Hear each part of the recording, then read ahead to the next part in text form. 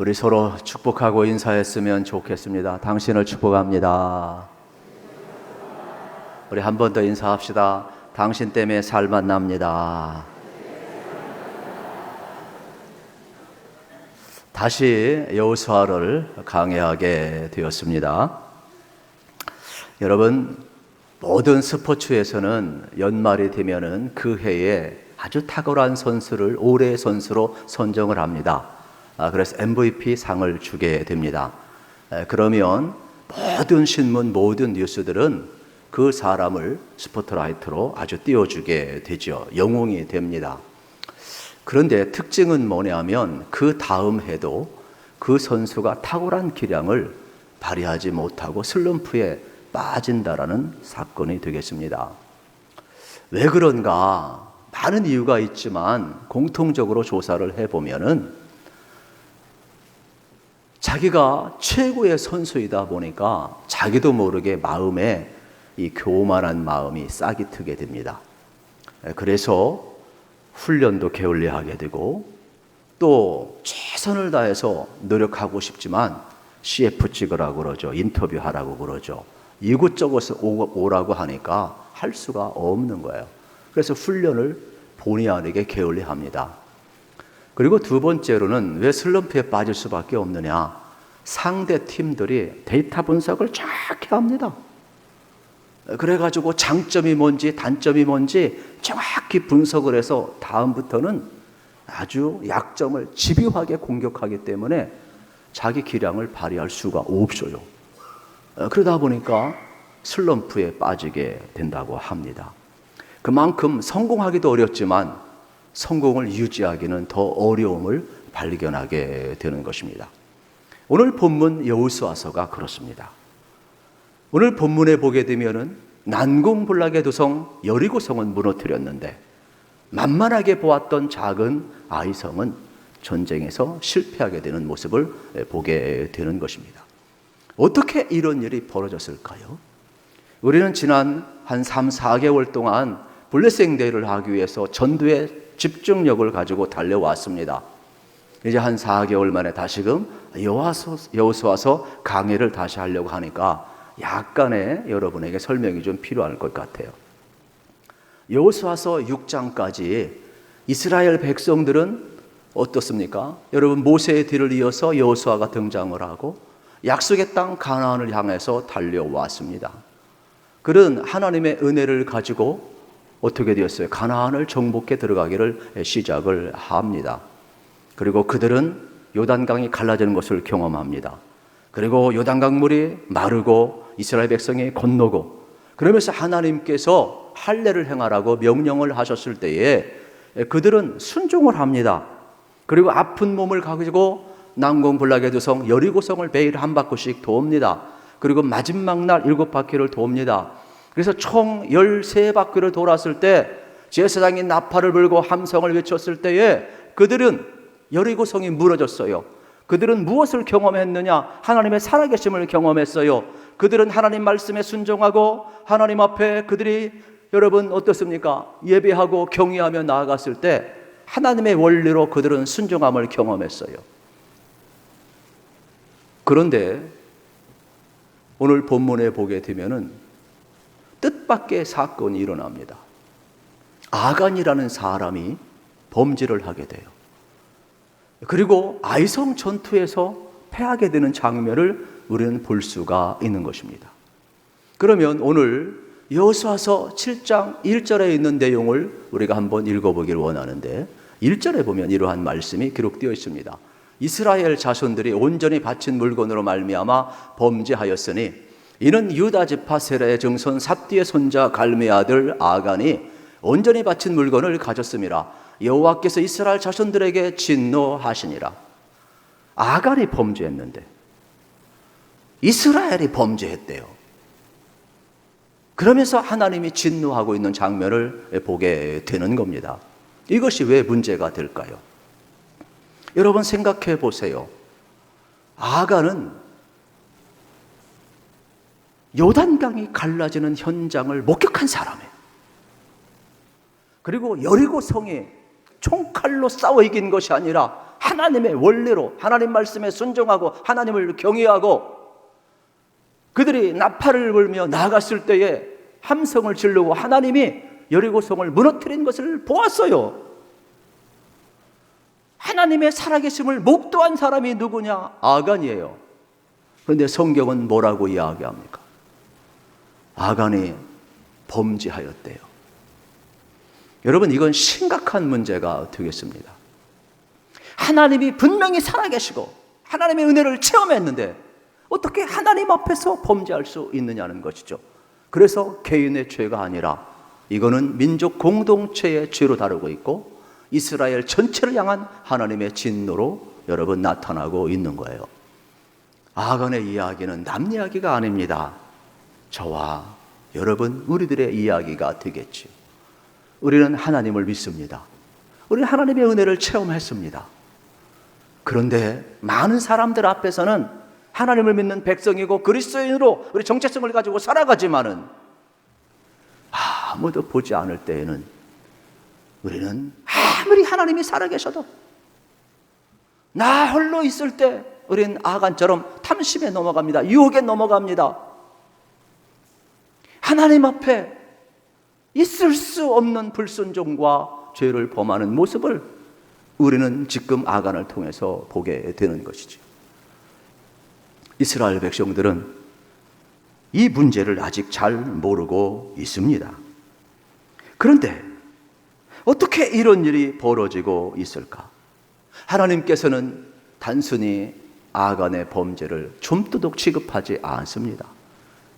실수는 작은 것에서부터 시작되고 여러분 어떻게 보면 실패는 아주 사소한 것에서부터 시작되고 있음을 우리가 볼 수가 있는 겁니다. 그들은 여리고성을 무너뜨렸을 때 신났을 겁니다. 그래서 아이성으로 진격하면 금방 아이성이 무너질 것이라 생각을 했겠지요. 아이성은 여리고성에서 약 16km 북쪽에 위치하고 있습니다. 그리고 해발 518m라고 합니다. 그리고 인구는 한 10,000명에서 12,000명 정도 살고 있었다고 이야기를 합니다. 그런데 여호수아가 정탐꾼을 보냈는데 와서 보고하는 내용이 뭐냐면 그까짓 거 아무것도 아닙니다. 우리 다 60만 대군 갈 필요 없습니다. 그냥 한 2,000~3,000 명만 올라가 합시다. 이렇게 보고를 했어요. 그래가지고 그들은 방심을 했어요. 그리고 그들은 안일한 자리에서 여러분 전쟁을 진행을 하다가 무슨 일이 벌어지느냐? 36명이 죽어요. 그리고 나서 여러분 전쟁에 패하게 되는 장면을 보게 되는 것입니다. 여러분은 36명 죽었다 하니까 놀라지도 않아요. 그냥 몇 명 죽어야 놀랍니까? 여러분 이 사건은 왜 문제가 될까요? 지금까지 가나안에 살고 있는 그 거대한 7 족속들은 이스라엘이 진군해 온다는 소식을 들었을 때 간담이 서늘했어요. 여호와가 함께하는 이스라엘 백성들은 승승장구하는 모습을 그들은 다 알고 있었어요. 하나님이 애굽에서 나오게 했다. 광야 40년을 인도하셨다. 하나님께서 요단강을 마르게 하셨다. 또 하나님께서 여리고성을 무너뜨리게 하셨다. 이러한 소문을 전부 듣고 있어서 가나안에 살고 있는 큰 도성이든 작은 도성이든 간담이 서늘했어요. 그래서 기생 라합이 구원받을 때 여러분 그의 고백을 알잖아요. 당신은 상천하지의 여호와를 섬기는 민족임을 압니다. 우리가 소문을 들어서 알았습니다. 하나님이 함께 하시고 그래서 이스라엘 민족이 승승장구하는 것을 들었습니다. 그러면서 목숨을 걸고 기생 라합은 가나안에 살면서도 이스라엘의 정탐꾼을 숨겨주어서 나중에 여리고성이 무너질 때에 어떻습니까? 그는 구원받는 역사를 경험하지 않습니까? 그만큼 가나안 7 족속은 이스라엘 민족 소식을 듣기만 해도 하나님이 함께하는 소식만 듣고 간담이 서늘했는데 이제는 반대가 되었어요. 만만하게 보았던 아이성에서 패한 거예요. 이제는 가나안 사람들 생각합니다. 이제는 할 수 있다. 싸울 만하다. 이스라엘 백성 별거 아니다. 하나님의 군대 별거 아니다. 그러니까 이제 여호수아는 낭패하고 실패의 자리에 들어갈 수밖에 없는 장면을 우리는 이제 보게 되는 것입니다. 이들은 아이성에서 이러한 결과를 가져올 수밖에 없는 것은 바로 방심이고 자만이었죠. 하나님 앞에 묻지도 않았습니다. 기도하지도 않았습니다. 그래서 아이성을 쳐들어갔을 때에는 여호와란 이름이 없어요. 여호수아는 이스라엘 백성들과 함께 그냥 전쟁을 하면 이길 줄 알았지만 아이성은 하나님의 묻지도 않았고 하나님의 약속도 없었어요. 이스라엘 백성들은 원래 전쟁을 할 때 여러분 하나님의 원리를 가지고 전쟁을 합니다. 군대의 수가 아닌 겁니다. 여리고를 돌 때에도 마찬가지예요. 그래서 제사장 앞에서 나팔을 부르게 됩니다.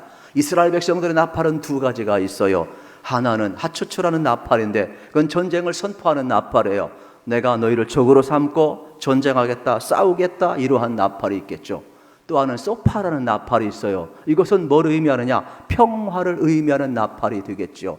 이거는 특별히 하나님의 약속이 있고 하나님께서 이것을 이스라엘에게 주는 그러한 평화, 그리스도의 희생을 전제로 한 약속의 땅, 이거는 하나님이 그냥 주시는 그러한 전쟁의 나팔, 평화의 나팔이 되겠습니다. 여호수아가 여리고성을 풀 때는 이 하초초의 나팔이 아니라 바로 여러분 무슨 나팔이에요? 이 소파리의 나팔을 분 거예요. 그런데 문제는 아이성을 향하여 갈 때는 하나님의 약속이 없어요. 하나님 앞에 기도하지도 않았어요. 자기의 힘으로 간 거예요. 세속의 원리로 간 거예요. 왜요? MVP였었거든. 자기들은 늘 승리했었거든. 최고였었거든. 그런데 자기 힘으로 하려다가 방심하다 보니까 슬럼프가 온 거예요.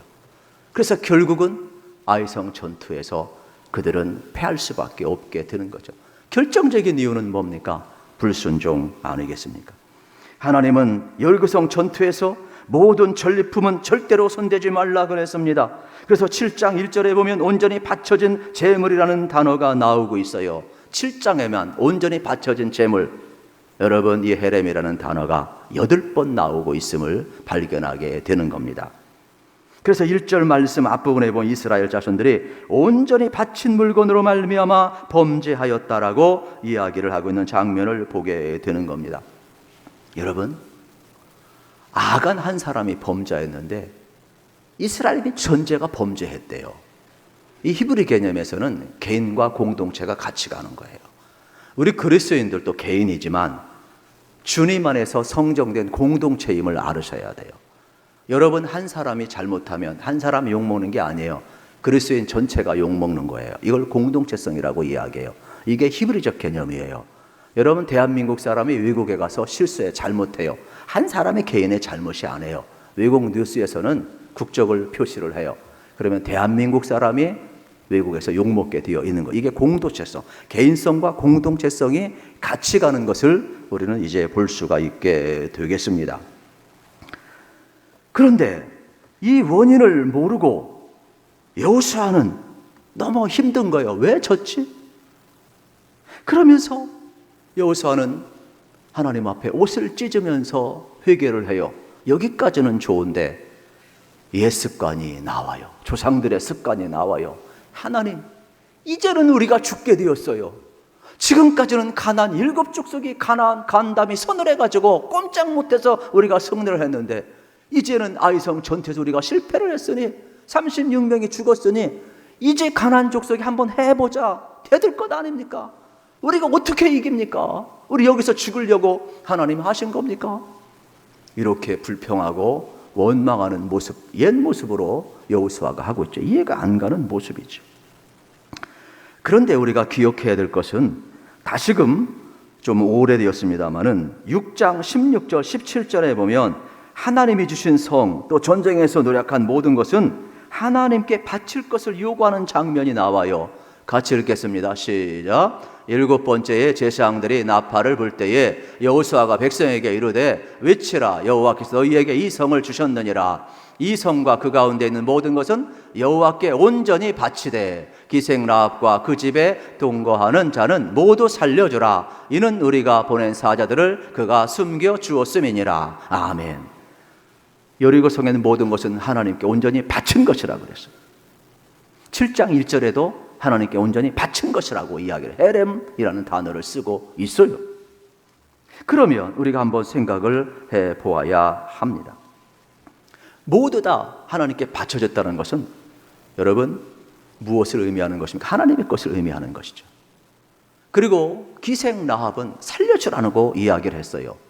그러면 이 두 단어는 상충된 단어예요. 가나안에 있는 모든 것을 전부 다 진멸하라 그랬는데 여리고 성에 있는 기생 라합은 살려주라고 이야기하는 장면은 상충된 단어가 되겠습니다. 그러면 특별히 왜 아간이 밭이라는 물건에 손을 댔을 때 낭패를 당했을까? 신명기서 20장 16절 18절에 보게 되면은 여기에 자세히 바친다라는 헤렘의 개념이 잘 나와 있음을 우리가 알 수가 있어요. 이 내용에 보면 오직 내 하나님 여호와께서 내게 기업으로 주시는 이 민족들의 성읍에서는 호흡 있는 자를 하나도 살려주지 말지니 곧 헷 족속과 아모리 족속과 가나안 족속과 브리스 족속과 휘 족속과 여부스 족속을 내가 진멸하되 내 하나님 여호와께서 내게 명령하신 대로 하라. 이는 그들이 그 신들에게 행하는 모든 가증한 일을 너희에게 가르쳐 본받게 하여 너희가 너희 하나님 여호와께 범죄하게 할까 함이니라 말씀하고 있죠. 이건 뭘 의미하느냐? 이미 바쳤다라는 것은 진멸하라, 죽이라는 거예요. 왜요? 이미 가나안의 모든 것들은 우상 숭배에 여러분 죄악에 물드는 거예요. 죽어야 다시금 거듭나는 거예요. 죽어야 다시금 사는 거예요. 약속의 땅이지만 이미 타락되었어요. 그래서 거듭나야 되는 거예요. 이미 우상 앞에 접혀진 모든 것은 죽어야 다시금 새로워져서 복을 받게 되는 약속의 땅이 되는 거예요. 그렇기 때문에 하나님은 이 바쳤다는 것은 죽이라는 전제가 있는 것을 우리는 볼 수가 있는 내용이 되겠습니다. 그런데 여러분 생각을 한번 해보십시오. 우리가 또 민수기에 보면 나실인 그 말 세 가지 내용이 나오죠. 머리에 삭도를 대지 말라, 독주를 마시지 말라, 그리고 죽은 시체에 손을 대지 말라 그랬어요. 나실은 구별됐다, 하나님의 백성이라는 것이 되겠지요. 그러면 여러분 죽은 시체에 손을 대지 말라는 것은 뭘 의미하는 것이 될까요? 모든 사람은 죄를 범하며 하나님의 영광에 이르지 못했어요. 죄의 삭은 사망이에요. 사망은 시체예요. 시체는 뭐예요? 이미 죄의 삭을 받고 죽은 거예요. 그렇기 때문에 나실이는 이제 죽어야 될 존재이지만은 이미 값을 치르고 구별되었기 때문에 하나님이 세웠기 때문에 이 죽음과 너는 상관없다라는 거예요. 이미 이 죄의 삭은 죽었으니까 그 사망에 손대지 말라는 거예요. 너는 구별되게 살라는 거예요. 부정타지 말라는 거예요. 그러므로 하나님 안에서 구별된 삶을 살아가야 될 사람이 왜 죽어야 될 시체에 이미 죄의 삭은 사망인데 그 사망에 손을 대느냐는 거예요. 이미 그것은 값을 치루었는데 그러므로 구별된 생활을 하라고 말씀하는 내용을 우리가 볼 수가 있지요. 가나안 땅은 이미 하나님을 떠난 땅이에요. 우상 숭배에 물든 땅이에요. 그곳에서 살려내는 것은 뭐냐? 여러분 기생 라합처럼 소문만 들어도 상처나지에 여호와 하나님 같은 분이 없나이다. 나는 당신들이 섬기는 하나님을 믿나이다. 그리고 여리고 성이 진멸될 때 하나님이 진멸하기로 약속하셨으니까 그때에 당신들이 나를 기억하셔서 나를 살려주소서.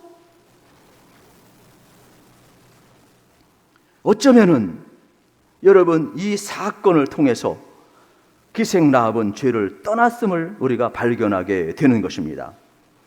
그렇기 때문에 가나안 사람들은 이스라엘 백성의 소리만 들어도 간담이 녹았다고 그랬어요. 그래서 여러분 죄악에서 떠나서 그는 하나님께 속한 자가 되어 죽었기 때문에 죄악에 대해 죽었기 때문에 기생 라합은 살아난 거예요.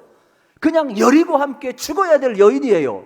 그런데 그는 어떻습니까? 소식을 듣고 하나님을 믿고 이스라엘이 여러분 여리고성을 무너뜨릴 때 살아난 것을 보아야 하는 것입니다. 가나안 점령되는 순간 모든 것이 다 죽어야 가나안이 복을 받는 겁니다. 그래서 하나님은 바로 이렇게 모든 것을 진멸하라고 그랬어요. 특별히 여러분 생각해 보세요. 아브라함을 부르셔서 복의 근원으로 삼고 이스라엘 백성들 약속의 땅에 들어가게 하셔서 그 복이 흘러가게, 가나안 땅은 복받을 땅이에요. 그런데 죄로 인하여 죽어야만이 하나님의 복이 생명의 역사가 흘러가는 거예요. 죄의 싹을 감당하지 않고는 생명의 역사가 없는 거예요. 그래서 하나님께서는 이 가나안 땅을 복되게 하기 위하여 죄로 물든 땅, 우상숭배에 물든 모든 것들을 전부 다 진멸하라고 이야기하고 있는 거예요. 우리도 마찬가지죠.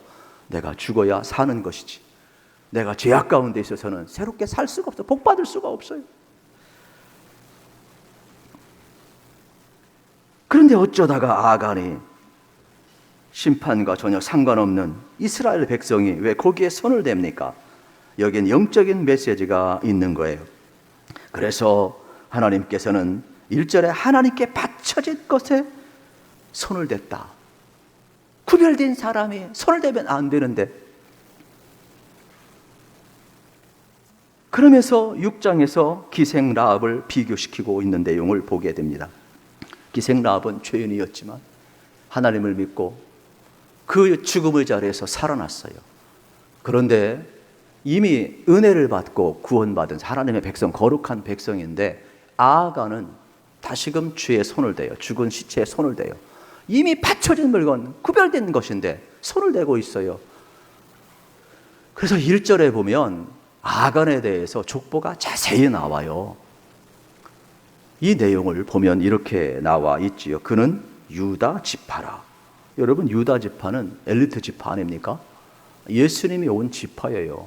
그러니까 어느 누구도 이 지파에서 범죄자라고 생각한 사람은 아무도 없어요. 심지어 뭐라고 이야기를 하느냐? 세라의 증손이래요. 세라의 뜻은 씨를 뿌린다. 이러한 내용이 되어 있지요. 그리고 또 삽디의 손자래요. 삽디는 기쁨의 선물이라, 이러한 뜻이 있습니다. 또 갈미의 아들이라, 갈미는 열매라는 뜻이 되겠죠. 한마디로 이야기하면 유다 지파의 집안이 좋은 거예요. 그래서 조상들이 믿음의 씨를 뿌리고 그래서 아름다운 열매가 계속 맺기를 원해서 그 이름을 지어 주었단 말이에요. 그냥 가만히 있으면은 그가 하나님을 경외하고 순종하면 열매를 맺을 훌륭한 인재가 아간이었어요.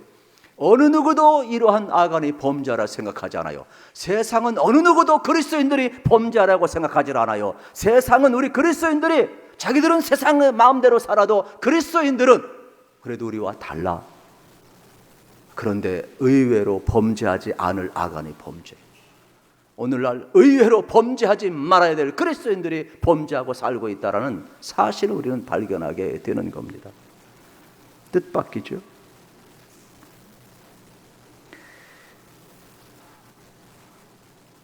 그런데 여호수아서 6장 25절에 보면 다시 한번 여러분 기생 라합에 대한 이야기를 다시 한번 이렇게 증언하고 있어요. 여호수아가 기생 라합과 그의 아버지의 가족과 그에게 속한 모든 것을 살렸으므로 그가 오늘까지 이스라엘 중에 거주하였으니 이는 여호수아가 여리고를 정탐하려고 보낸 사자들을 숨겼습니다. 여러분, 오늘까지 기생 라합의 이야기가 전파되고 있다니까요. 진멸의 땅에서 죽은 자리에서 산 역사를 오늘도 증언하지만 마땅히 여러분 동시에 성경 기자는 누구 이야기까지 증언한 줄 아십니까? 7장 26절을 보세요. 그 위에 돌무더기를 크게 쌓았더니 오늘까지 있더라. 여호와께서 그의 맹렬한 진노를 그치시니 그러므로 그곳 이름을 오늘까지 악을 골짜기라 부르더라. 아간도 아간의 이야기로, 심판의 이야기로 오늘까지 전해지고 있어요. 진멸해야 될 백성이 거룩함을 잃어버렸을 진멸당함을 보여주는 거예요.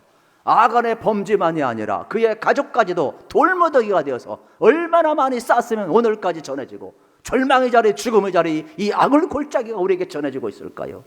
이것을 거울 삼아서 우리는 어떻게 돼요? 악을 골짜기가 소망의 골짜기로 바뀌어야 됨을 성경은 우리에게 말씀하고 있음을 보게 되는 것입니다. 그래서 오늘까지라는 단어를 쓰고 있음을 발견하게 됩니다. 성경 기자는 이 두 사건, 두 그림을 동시에 보여주고 있음을 우리가 보게 되는 것입니다. 그래서 오늘 2절, 3절을 다시 한번 보게 되면은 이러한 내용이 나옵니다. 같이 읽겠습니다.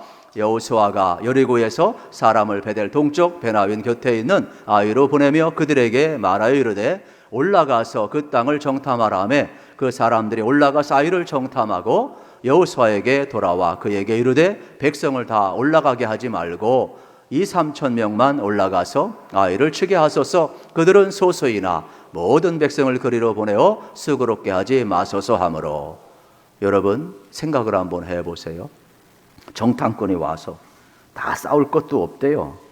아직껏 그냥 3천 명만 올려보냅시다. 여러분 세상에 이러한 자만과 교만이 어디 있어요? 거기에 12,000명 정도 사는데 어떻게 3,000명이 올라가서 이깁니까? 같은 수가 올라가도 여러분 공격과 수비는 다른 겁니다. 공격은 3배 이상 되어야 되는 게 상식이에요, 전쟁에서. 그런데 3,000명만 올라가서 싸우겠다? 세상에 이런 교만이 어디 있어요? 세속의 원리가 두르는 거예요. 자기들이 여러분 어떠한 그 힘의 원리로 하나님의 은혜를 잃어버리고 여리고성을 무너뜨리는 것이 마치 자기들의 힘인 줄 알고 하나님의 은혜를 잃어버리는 거예요. 우리가 살아가면서도 여러분 우리의 힘으로 살아간다고 생각하면 안 되는 거예요. 저는 여러분들이 전적인 하나님의 의지를 의지하고 복음을 의지하고 십자가의 능력을 의지하시기를 우리 주님의 이름으로 축복합니다. 우리가 하나님의 은혜를 절대로 잊어서는 안 되는 겁니다. 그래서 교회에서는 철저하게 숫자나 재정이나 힘의 논리가 아니라 하나님의 은혜의 원리, 하나님을 예비하고 하나님께 순종하고 우리가 기도하는 이 원리를 가지고 나아가야 됨을 우리가 발견하게 되는 것입니다. 특별히 여러분 우리가 하나님을 의지할 수 있는 최고의 표현은 뭘까? 예배 아닐까요? 기도 아닐까요? 순종 아닐까요? 그래서 여러분들이 끝까지 하나님의 원리를 가지고 인생을 살아가셔서 실패를 극복할 수 있기를 우리 주님의 이름으로 축복합니다. 결국 이스라엘은 아이성에서 패하게 됩니다. 20절에 아간의 고백이 나와요. 여호수아가 대답하여 이르되 참으로 나는 이스라엘 하나님 여호와께 범죄하여, 아간이 이렇게 말하죠. 이러이러하게 행하였나이다. 여러분 비로소 자기의 죄를 고백을 해요. 그런데 이러한 내용도 여러분 이제 다 제비를 뽑아서 나온 거거든요. 이런 내용은 제가 생략을 할게요. 이스라엘 백성들은 무슨 문제가 있으면 항상 이 제비를 뽑았어요. 우림과 둠빔이 있어가지고 제사장 흉패에 항상 넣고 다녀요. 그런데 여호수아가 아무리 해도 실패 원인을 모르겠어요. 하나님이 조사해봐라 이야기해서 백성 앞에 누가 여호와께 범죄했느냐 아무도 대답을 안 해요. 12지파 대답을 안 해요. 60만 장정 대답을 안 해요. 그래서 할 수 없이 전통적으로 제비를 뽑았어요. 제비를 뽑는 것은 두 가지 우림과 둠빔이 있어요. 그래가지고 검은 돌하고 흰 돌이 있는데 다 좋은 뜻이에요. 그래서 어떻게 하느냐, 처음에 예스, 노. 그래가 예스는 어떻게 됩니까? 이제 흰 돌, 노는 검은 돌. 그래가지고 12지파를 선택을 해요. 그런데 어떻게 될까요? 이제 6지파는 제껴버리고 6지파가 되었어요. 그리고 여기 유다지파가 들어가 있는가. 6지파 가지고 제비를 또 뽑았어. 2분의 1 줄였어요. 3지파가 남았어요. 나중에 또 줄여보니까 유다지파가 나오는 거예요. 유다지파 장정들을 다 불러 모았어요. 제비를 또 뽑으니까 삽디를 비롯해가지고 여기 쭉 나오는 거예요. 그의 가문을 딱 보니까 나중에 보니까 제비 뽑기 어렵지 않아요. 60만 대군을 불러놔도 이 방법대로면 2분의 1씩 줄이기 때문에 30분이면 해결돼요. 30분이면 제비 뽑기가. 60만을 몰려놔도. 그런데 유다의 자손 가운데 여러분 아간이라는 사람, 어느 누구도 이스라엘 공동체는 범죄도 다른 지파에서 범죄라고 생각했지, 어느 누구도 유다 지파에서 이렇게 훌륭한 지파에서 아간이라는 사람이 범죄라고 꿈에도 생각 못했어요. 오늘날 여러분 생각해 보세요. 목회자가 쓰러질 때 누가 꿈에도 생각을 했겠어요? 그리스도인이 쓰러질 때, 여러분 유명한 사람이 쓰러질 때 누가 저 사람이 쓰러지라고 누가 생각을 했겠어요? 그런데요, 충격은 뭐냐? 아갈이 유다 지파에 나와 있는데 이 구별된 사람이 하나님 안 본다고 생각해요. 여러분 생각을 한번 해보세요. 이 죄의 고백은 얼마나 무서운 거예요. 오늘 우리가 살아가면서 마찬가지예요. 그리스도는 살아가는 게 뭘까? 나 여호가 거룩하니 너희도 거룩하라고 그러는데 도대체 거룩한 게 뭘까? 여러분 하나님이 나 혼자 있을 때 보고 계시다라는 것, 하나님이 살아계시다라는 것. 그래서 여러분들이 정말로 하나님 앞에서 살아갈 수만 있다면 여러분들은 거룩할 수가 있어요. 그러면 미혹에 안 넘어가게 돼요. 유혹에 안 넘어가게 되겠죠. 안 본다고 생각하니까 물건에 손을 대는 거예요. 가만히 여리고를 점령해 보니까 신할의 위토 한 벌, 명품 위토가 있어요. 얼마나 좋은지 몰라요. 은 200세겔이 보이는 거예요. 그 당시 노동자 여러분 1년에 봉급이 10세겔 정도밖에 안 돼요. 200세겔 정도라면 노동자의 한 최소한 여러분 30년의 그러한 돈이 되겠죠. 그리고 50세겔 정도는 금 한 덩이가 있는 거예요. 그래서 취했어요. 왜요? 안 본다고 생각했어요. 이게 큰 문제예요. 어떻게? 여러분 생각해보면 요단을 건너고 여리고를 무너뜨리고 하나님의 살아계심을 보았는데 어떻게 얼마 안 가서 안 본다고 생각을 합니까? 하나님의 살아계심을 분명히 체험한 사람인데 어떻게 아무도 안 본다고 생각을 하느냐 이 말이에요. 이게 무서운 거예요. 저도 그렇고 여러분도 그렇고 여러분 여기서 범죄할 사람은 아무도 없어요. 사람의 눈이 무서워서. 그러나 그리스도인으로 살아갈 때 자기 혼자 있을 때 아무도 안 본다고 생각할 때 그 탐심, 그 미혹을 이길 수 있느냐는 거예요. 여기에서 여러분 거룩은 결정이 되는 거예요. 저는 여러분들이 항상 하나님 앞에서 살아가시기를 축복합니다. 그리고 하나님이 보고 있다는 것을 믿으시기를 축복합니다. 그래서 이스라엘 공동체는 아간은 용서받지만은 그 처벌은 여러분 무서운 것임을 우리는 알게 되고 있음을 보게 되는 겁니다. 그래서 하나님께서 여호수아에게 이제 더 이상 기도를 멈추고 이 일을 알아보라. 그래서 여호수아가 알아보고 제비를 뽑아서 아간을 찾아내서 아간을 척결하였을 때 다시 한번 하나님은 이들을 실패를 극복하고 아이성을 이스라엘에 붙여주는 장면을 이제 우리는 볼 수가 있게 되겠습니다. 그렇습니다. 사랑하는 성도 여러분, 항상 잊지 마십시오. 21절을 다시 보면 보고 탐내고 가졌다 그랬어요. 여기 중요한 동사가 나오는데 보았다, 탐냈다, 가졌다. 이 가이사르 황제가 이야기했던 것처럼 왔노라, 보았노라, 찾았노라. 이러한 여러분 내용이 성경에서 나오고 있는 장면을 우리가 동시에 볼 수가 있게 되겠지요. 그러니까 모든 죄는 작은 것에서 시작되는 거예요. 사소한 것에서 시작되는 거예요. 아담과 하와도 선악과를 봄으로써 보암직스럽고 먹음직스럽고 지혜롭게 할 만큼 탐스러운 것이에요. 그러므로 여러분 보는 것도 조심하셔야 되겠어요. 그래서 여러분의 삶의 자리가 다시 한번 어떠한 자리가 되냐, 사소한 것에서부터 여러분들 우리가 무너지시다는 것을 기억하시면서 다시 한번 여러분의 삶이 하나님 앞에서 살아가는 고람되어 자세를 가질 필요가 있게 되겠습니다. 이제 결론을 좀 내리고 싶습니다. 여러분 우리 인생길 걸어가면서 어떻게 살아야 될까? 24절 25절 말씀을 같이 한번 읽어보도록 하겠습니다. 이제 마지막 정리하는 내용이 되겠죠. 시작. 여호수아가 이스라엘 모든 사람과 더불어 세레의 아들 아간을 잡고 그 은과 그 위트와 그 금덩이와 그의 아들들과 그의 딸들과 그의 소들과 그의 나귀들과 그의 양들과 그의 장막과 그에게 속한 모든 것을 이끌고 악을 골짜기로 가서 여호수아가 이르되 내가 어찌하여 우리를 기롭게 하였느냐 여호와께서 오늘 너를 기롭게 하시리라 하니 온 이스라엘의 그를 돌로 치고 물건을 돌로 치고 불사르고. 아멘. 아간은 회개했어요. 용서받았습니다. 그러나 전부 다 그의 가족과 그에 속한 모든 재물들이 다 돌무더기가 되어서 오늘까지 전해지고 있어요. 여러분 이걸 알아야 돼요. 여러분이 회개하면 하나님이 용서하셔요. 그러나 하나님과의 관계 용서받은 거예요.